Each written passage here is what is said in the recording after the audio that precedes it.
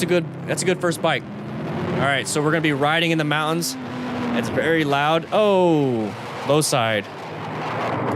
Low side. All right, so we're gonna be riding. We're not very courteous to other drivers. Okay, I mean, just look at this. We're not courteous to other drivers. We're cutting them off. This is scaring some people. They might not, do what they're supposed to do.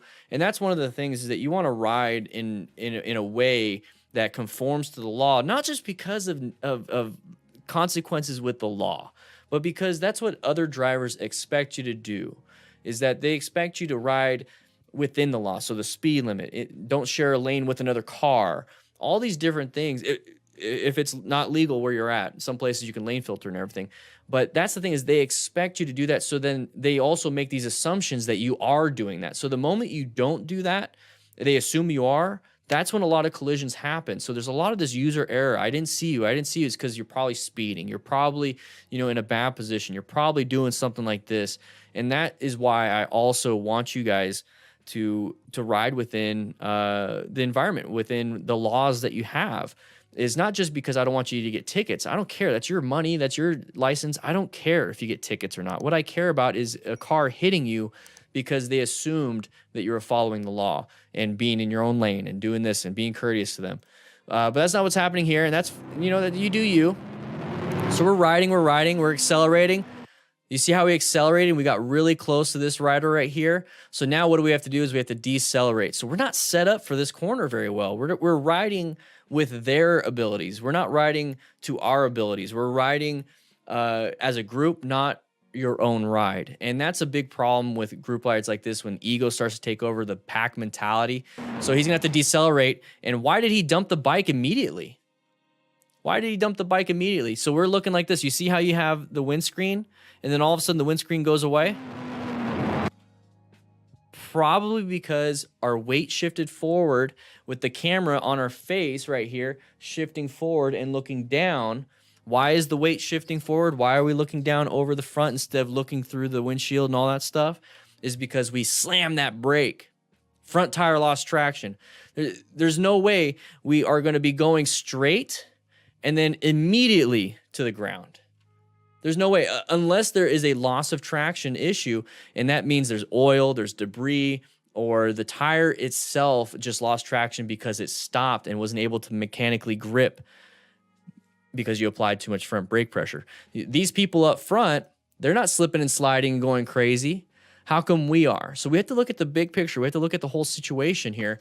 And we're going to go ahead and see that when it comes to this person getting too close to the rider in front. Oh, crap. And now we dump the bike. Okay, so this is perfectly fine in a on a track in a closed course, right?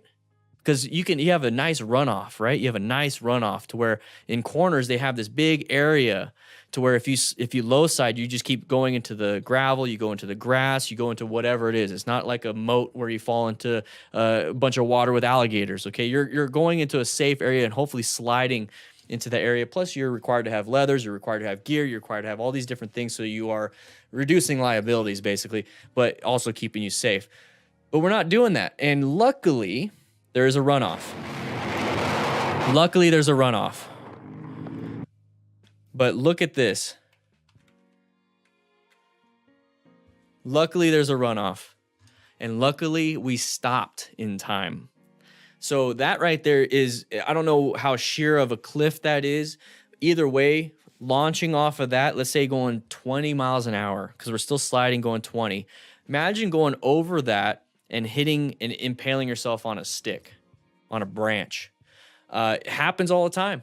Happens all the time. It's why corners you see those crucifixes. It's why you see all those memorials, is people like that. Exactly. So stacks, guardrails can snap your arm off. So imagine if there was a guardrail. Imagine if there's a guardrail right here. Could have easily died. I did a medical review on one just like this. Check it out. A link will be in the description after this goes live, or after this goes back up. Okay, it's already live. Duh. I will make it happen, Captain. I do want to point out though that this person right here doesn't have gear, but take a look at the rider that crashed. Full leathers, possibly saving his skin saving his flesh, full gear. Okay? So let's just go ahead and remove our ego from these group rides, guys. It's not worth it. It really isn't worth it. What you just saw was a clip from the live stream, which we do all the time on this channel, every single week. So if you want to, click that subscribe button. I think it's right here. Maybe it's right here. I don't know. There's videos on the screen. Matt, what do I do?